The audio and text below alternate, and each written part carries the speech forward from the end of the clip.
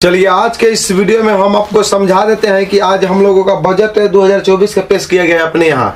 ठीक है, जिस बजट में बहुत सारे चीजों पर बात किया गया है, लेकिन जो मेन चीज पर बात होना चाहिए उस चीज पर बात नहीं हुआ है। आखिर हम समझ लेते हैं कि किन चीजों पर बात करना चाहिए सरकार को और इस पर क्यों नहीं किया गया और क्यों इस चीज को दबा दिया गया है, उसके बारे में हम बता देते हैं। इस सभा में जितने भी बजट पर बात किए गए हैं उस सभी बजट में अपने मतलब अच्छाइयों को ही दिखाया गया है, लेकिन इनकी कमियां कहाँ रह गई है, इन कमियों को इन्होंने दिखाने का प्रयास नहीं किया है। देखिए, हालांकि बीजेपी बहुत सारे अपने को उजागर किया है, हालांकि इनको करना भी चाहिए, लेकिन इनकी कमियों को भी दिखाना चाहिए। इन्होंने कहा है कि देखिए आने वाले समय तक हम 5 ट्रिलियन की अपने इकोनॉमी को बढ़ा देंगे। हालांकि 5 ट्रिलियन इकोनॉमी को बढ़ाने के बाद किया इन्होंने, लेकिन ये नहीं देखने की महंगाई अभी कहाँ जा रही है। हालांकि महंगाई पर कोई चर्चा नहीं हुआ अपने यहाँ। पढ़े लिखे लोगों के बारे में कुछ चर्चा नहीं किया गया। हालांकि डिग्री वाले जितने भी लोग हैं तो उससे सरकार को क्या लेना देना है, उससे सरकार का कुछ बनता नहीं है। अभी हाल फिलहाल में आप लोग देखे होइएगा कि जो रेलवे की आई थी जॉब, वहां पे वैकेंसी आई हुई थी ALP के लिए, जहाँ पे 5000 रिक्तियां खाली हुई थी। हालांकि बात की जाए तो 5000 पोस्ट से क्या होने वाला है, इतने बड़ी 140 करोड़ जनता के पास सिर्फ 5000 ही रिक्तियां आई है ALP में। अब इसमें लेकर के जमकर विरोध किया है। जब जमकर स्टूडेंट ने विरोध किया तो देख रहे हैं यहाँ पे लाठीचार्ज किस तरह से कराया जा रहा है। यही तो अपने भारत की दुर्गति देख रहे हैं यहाँ पे। बताइए इन गरीब बच्चों की क्या इसमें कमी है। ये तो रोजगार ही ना मांग रहे हैं कि ALP की इतने साल के बाद एक वैकेंसी लाते हैं आप लोग, और वैकेंसी लाने के बाद क्या करते हैं कि इस तरह बेरहमी से पीटा जाता है। पता है किस सरकार को हम यहाँ पे कहने जाए अब और किसको कहने जाए। हालांकि यहाँ पे जितने भी लोगों की सरकार बन गई सब तो यही करते हैं। अब बताइए इन बच्चों की क्या गलती है, इनको बेकसूर माना जा रहा है। जो वर्दी पहन करके वर्दी का जो घमंड दिखा रहे हैं इनके ऊपर, इनका कोई इसमें मतलब कि बड़ा रोल नहीं है। इन सभी का बड़ा रोल है इनके ऊपर बैठे मंत्रियों का, जो नीचे से मतलब चार करके और अपना बहुत बड़ा यहाँ पे रकम जमा कर लेते हैं। उनको समझना चाहिए इस बात को। हालांकि जो मंत्रियों के बेटा और विधायक के बेटा यहाँ पे नहीं आते हैं नौकरी के लिए, यहाँ पे गरीब ही पीछे जाते हैं। इस पर कोई चर्चा नहीं हुआ अपने बजट में। हालांकि बात किया गया है कि अपने हम 3 कॉरिडोर और बनाने जा रहे हैं। 3 कॉरिडोर की तो बात हो गई, लेकिन यह बात नहीं हुई कि बताइए RRB और रेलवे में जो सीट इतना वैकेंसी कम, इसमें बच्चे कहाँ जाएंगे। और साथ में भी बात नहीं हुआ है यहाँ पे कि हम 3 कॉरिडोर बनाने की बात तो करते हैं, लेकिन रेलवे की आज दुर्गति क्या हो गई है। आखिर एक समय में अपने यहाँ की रेलवे की बहुत मतलब कि वहाँ पे बड़ाई होती थी, लेकिन आज क्या इनकी दुर्गति हो गई है, इनके बारे में कोई चर्चा नहीं करने वाला है यहाँ पे। हालांकि जो कमियां है ना, कमियां दूसरे के ऊपर ये लोग उठा देते हैं, बोलते हैं कि नहीं ये हमारे सरकार की कमी नहीं है। बताइए ना कि हमारे हिसाब से तो मतलब देश में पिछले कुछ सालों से इन्हीं के शासन है, और इनके शासन में बताइए रेलवे की क्या दुर्गति हो चुकी है। रेलवे की आज ये स्थिति आ गई है, दिन पर दिन AC डिब्बों की संख्या बढ़ाई जा रही है, बुलेट ट्रेन की बात की जा रही है, लेकिन जनरल डिब्बे को कौन देखेगा। बताइए जो देख रहे हैं आप जो भीड़ है साधारण व्यक्ति की, ये बेचारा कहाँ जाएंगे। बताइए दिन पर दिन AC की बात आप लोग करते हैं, जनरल डिब्बे बढ़ाते ही नहीं और जनरल लोगों की बातें नहीं सुनते आप लोग। इसके लिए कौन सुनेगा। हालांकि अश्विनी वैष्णव जी ने कुछ दिन पहले अपने ट्वीट के माध्यम से बताया था और वहां पे मीडिया के सामने भी बताया था आकर के कि देखिए अपने यहाँ भी रेलवे में 3 लाख सीट खाली है। बताइए 3 लाख जब सीट खाली है तो किसके लिए रखे हैं। अब 3 लाख सीट किसको देंगे अश्विनी वैष्णव, हम इनसे ही पूछना चाहते हैं। अब इनको तो मालूम ही नहीं है कि गरीब का दर्द क्या होता है, क्या जानेंगे। मतलब कि जिनको बच्चा ही नहीं वो प्रसौती का दर्द क्या जानेंगे, क्या होता है। यही हाल होगा इन लोगों का। मतलब बिल्कुल कान मुंद करके बैठे हुए हैं, चाहे उसमें बच्चा कुछ भी करे उसको मतलब इनको नहीं है। हालांकि इसमें माने तो बच्चों को भी कुछ कमी रही होगी, मानते हैं कमी है, लेकिन उतना भी तो कमी नहीं है जितना आप मतलब सोच रहे हैं। बच्चों की यही कमी है कि वो शांतिपूर्ण तरीका से आंदोलन को नहीं कर रहे हैं। हालांकि शांतिपूर्ण तरीका से आंदोलन करते हैं तो अब सुनते कहाँ हैं। मतलब हमको तो इस चीज पर अब ताजुब होता है कि ट्विटर हैक हो जाता है, 1 मिलियन ट्रेंडिंग में चला जाता है, पूरे ट्रेंड करने लगता है प्रोटेस्ट रेलवे प्रोटेस्ट रेलवे। सुनने को लोग अवधारे नहीं है, बिल्कुल अपना कान में रुई लगा कर बैठे हुए और बात करते हैं रेलवे की स्थिति सुधारने को। हमें तो लोग दिखाते ही नहीं है और बात करते हैं अपने बजट 2024 के पेश करने चले हैं। इनको देख रहे हैं निर्मला सीतारमण जी जो वित्त मंत्री है, चलिए यहाँ पे बजट पेश करने के हम 2024 में कितना बड़ा काम किया है, अब इसमें क्या कमी है, तो इनको तो ये सब चीज दिखा देना चाहिए। यहाँ पे सिर्फ अपनी बड़ाई करने में ये लोग लगे हुए हैं, पता नहीं देश का किस स्थिति में जा रहा है, इनको इस सबसे मतलब नहीं है। हालांकि ये लोग बात करते हैं इकोनॉमी दुगुनी करने पर। बताइए कि इकोनॉमी जब दुगुनी होगी तो महंगाई पर काबू पाने के लिए कितना चाहिए इन्फ्लेशन रेट, लगभग 3 से 4% चाहिए। इन लोगों को ये भी मालूम है कि नहीं, ये हमको समझ में नहीं आता है। हालांकि इन लोगों को ये स्पेशल जो इसमें वित्त मंत्री है उनको इकोनॉमिक्स का चैप्टर पढ़ा देना चाहिए कि देखिए इन्फ्लेशन रेट यदि 3 से 4% है तो वहाँ पे महंगाई के काबू पाया जा सकता है। लेकिन यहाँ की यदि बात की जाए तो अपने यहाँ इन्फ्लेशन रेट लगभग 5% से अधिक हो चुकी है। बताइए महंगाई पर कैसे काबू पा सकते हैं। इन लोगों को पता नहीं कौन कौन सिलेबस इन लोगों को पढ़ा करके बना दिया जाता है मंत्री, हमको समझ में नहीं आता है। इन्फ्लेशन रेट की किसी को चर्चा नहीं है, यहाँ पे 5% से अधिक हो गया है। बात करते हैं कि महंगाई पर काबू पालेंगे, कहाँ से पालेंगे ये काबू। लोगों की आमदनी दिन पर दिन मतलब कम होते जा रहा है और खर्चा तो इतना ज्यादा हो गया है, मतलब कि महंगाई तो आसमान छू रहा है, इन पर किसी की चर्चा नहीं है। हालांकि कुछ पार्टी तो ऐसे भी बोलते हैं कि देखिए दिन पर दिन जनसंख्या बढ़ रही है तो वहाँ पे महंगाई बढ़ रही है। अरे भाई जनसंख्या जब बढ़ रही है तो उत्पादन थोड़ी घट रहा है अपने यहाँ, उत्पादन तो दिन पर दिन हम लोग किसी न किसी तरह से बढ़ा रहे हैं, या यूरिया का प्रयोग करके या किसी भी तरह का।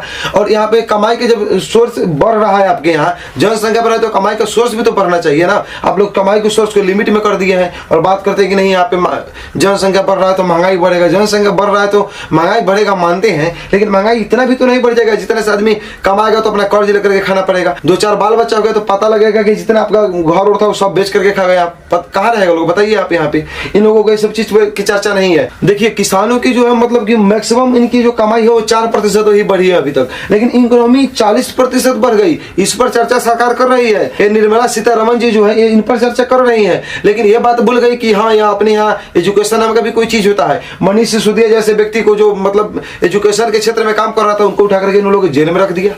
अब बात बताइए, स्वास्थ्य विभाग में जो अपने बिहार में तेजस्वी यादव जी थे, इन पर कुछ काम कर रहे थे, वहां पे स्वास्थ्य मंत्री से इनको हटा दिया गया सरकार गिरा करके।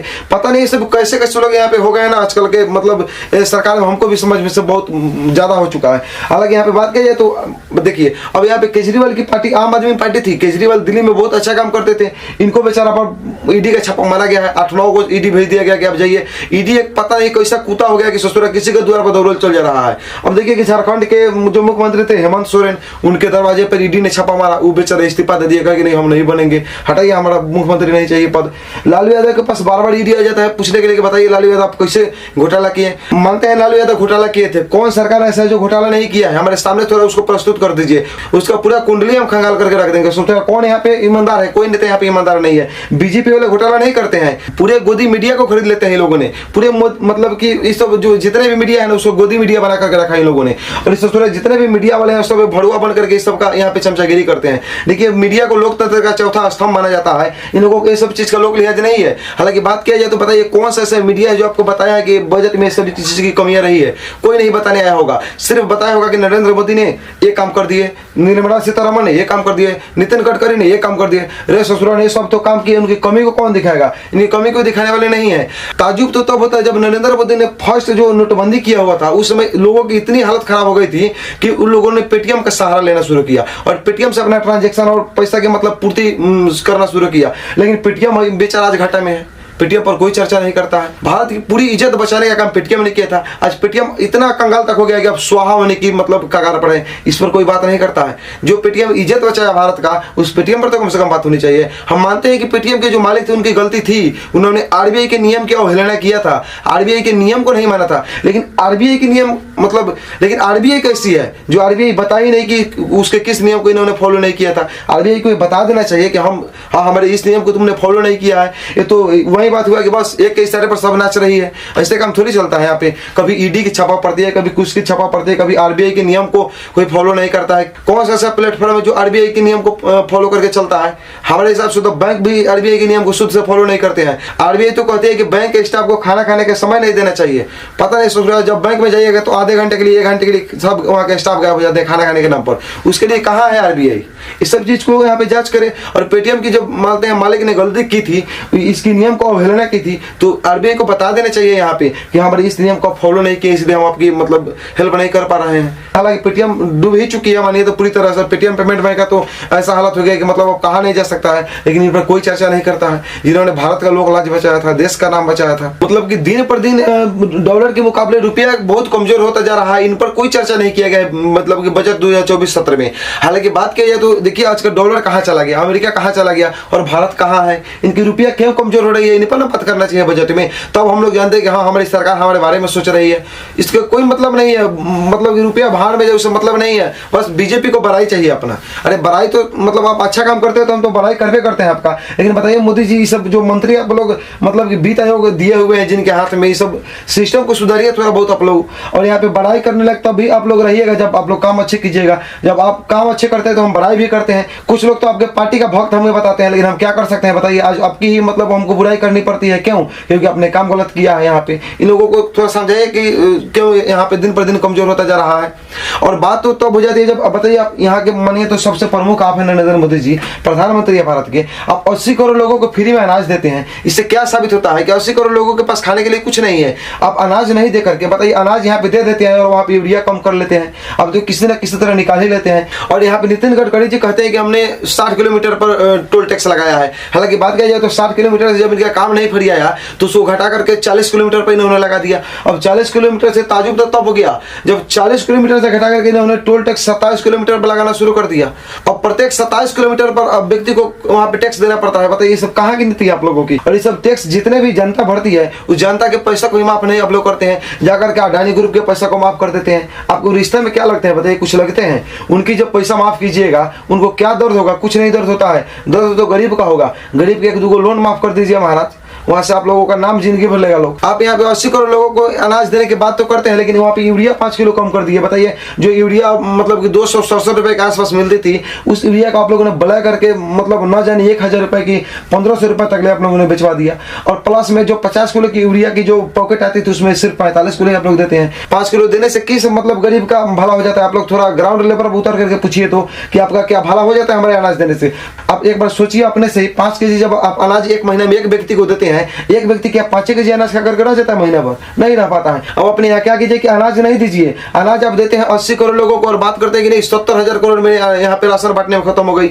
इस सब चीज को आप बंद कीजिए। उसके बदले में आप यहाँ की सिंचाई व्यवस्था को अच्छा कर दीजिए। उसके बाद आप यहाँ पे यूरिया की जो दाम है उसको थोड़ा कम कीजिए। उसके बाद डाई की दाम कम करके उसको वजन को पूरा कीजिए। उसके बाद देखिए किसान भी आपको वहाँ पे लेकर के 5 किलो 10 किलो लेकर के पहुंचा देंगे आपके घर में और कहेंगे कि मोदी जी बैठ के खाइए आराम से, टेंशन फ्री होकर के। किसान तो ऐसे होते हैं वफादार, लेकिन आप लोग यहाँ पे वफादारी कहाँ करते हैं? आप लोग तो कोई बात ही नहीं करते हैं किसान को लेकर के। देखिए अब इसमें बात होता है बजट सत्र 2024 में कि नहीं हम ग्रीन एनर्जी को जोड़ देते हैं, सूर्योदय एनर्जी को। हालांकि इन्होंने राम मंदिर की जब उद्घाटन करने गए हुए थे उस समय इन्होंने कहा था कि देखिए हम सूर्योदय योजना को लॉन्च करने जा रहे हैं।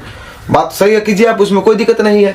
आप कह रहे हैं कि हम 1 करोड़ लोगों के छत पर वहां पे सोलर लगवा देंगे जिससे 300 यूनिट हम बिजली फ्री कर देंगे। बताइए 300 यूनिट आप बिजली को फ्री कीजिएगा, 1 करोड़ लोगों के छत पर मतलब कि आप सोलर लगवा दीजिएगा। आप सोच रहे हैं कि सोलर लगाने का खर्चा कितना आता होगा? इनको ये भी पता नहीं, आंकड़ा है कि नहीं। एक व्यक्ति को मतलब कि उसके घर के ऊपर सोलर लगाने का खर्चा कितना आएगा वो तो पता लगेगा कि 20 साल जो बिजली का बिल भरा उसमें आप एक ही दिन में उसका सोलर लगवा लिए। उससे सोलर प्लांट वाले कंपनी को फायदा होगा, व्यक्ति को क्या होगा? उतना ना पैसा होगा ना वहां पे लगवाएगा 1 करोड़ का। अब आप लोग बजट में बात करते हैं कि देखिए हम इंदिरा आवास यानी प्रधानमंत्री आवास योजना को हम प्रमोट कर रहे हैं और बहुत लोगों को यहाँ पे दे दिए हैं और आने वाले कुछ करोड़ लोगों को हम देंगे भी। अच्छा एक बात बताइए, आप यहाँ तो आप इंदिरा आवास अपने कागजात पर यानी प्रधानमंत्री आवास योजना को अपने कागज पर तो सबको दे देते हैं कि आप जमीनी स्तर पर एक बार जांच करवाए हैं कि कितना उसमें घूसखोरी होता है? आप 1.5 लाख रुपए देते हैं, 1.5 लाख रुपए में से लगभग 20 से 30 हजार रुपए उसके एजेंट और मुखिया मिल करके गाँव का खा जाता है। इसकी जांच पड़ताल कौन करेगा? आप एक गरीबों के लिए वेबसाइट बना दीजिए जहां वो अपने मेंशन कर सके कि हम कितने रुपए हमारे पास पाया गया है और जो इसके लिए मतलब भागीदारी हो वहीं ले पाए। देखिए जितने भी आपकी इंदिरा आवास या प्रधानमंत्री आवास योजना आप लॉन्च किए हैं सभी का फायदा धनिक वर्ग ही उठाते हैं, धनी व्यक्ति उठाते हैं। गरीब बेचारा को कहां से मिल पाएगा? गरीब को इधर से मुखिया दबा देता है, इधर से विधायक जी दबा देते हैं, उधर से संसद दबा देता है, मतलब आपका तरह तरह के मंत्री दबा देता है। जो इंदिरा आवास का आपका एजेंट है यानी प्रधानमंत्री ग्राम आवास योजना का जो आपका एजेंट है वो ससुरा बोलता है कि नहीं पैसा नहीं देगा तो हम काम ही नहीं करेंगे। उसके प्रति कंप्लेन किया जाता है तो आप लोग सुनते नहीं है क्योंकि आपके नीचे से लेकर के ऊपर तक सिस्टम पूरा करप्ट हो चुका है। किससे बात किया जाए? तो आपके लिए आप वेबसाइट बनाइए उस सब लोगों के लिए जो वहाँ पे अपनी मतलब मजबूरियां को और अपनी स्थितियां को वहाँ पे दर्शा सके कि हाँ हमारी ये कमी है, ताकि अपनी स्थितियां और अपनी मजबूरियां को वहाँ पे वो अपलोड कर सके कि हमारे यहाँ एक कमजोरी है। लेकिन आप लोग इस सब चीज पर ध्यान देंगे नहीं, आप लोग बस अपनी बड़ाई करने में लगे हुए हैं। कोई न्यूज मीडिया नहीं बोला है कि नहीं ये सब जो बजट पेश हुआ है इसमें ये सब कमियां रह गई, कोई नहीं बताया है। क्या कर सकते हैं हम लोग? इसको तो बताना पड़ेगा ना, तभी तो सरकार की नींद खुलेगी कि हाँ ये सब चीज सही है। हालांकि इसमें आप लोगों को कैसा लगा वीडियो हमको कमेंट करके बताइएगा और दबा करके इस वीडियो को शेयर कीजिएगा ताकि जो भी मतलब लोग नहीं जान रहे हैं इस चीज के बारे में, इस कमी के बारे में, इस कमी को जान सके। और इतना शेयर कीजिएगा ना कि कम से कम इनके पास तो पहुंच तो ये जान सके कि हमारे यहाँ कमी क्या है और हमारे सिस्टम में क्या कमजोरी है। हालांकि कम से कम जानेंगे तभी तो इस चीज को फील कर पाएंगे और अगले वर्ष सुधार करने की कोशिश करेंगे। मिलते हैं आपसे अगले वीडियो।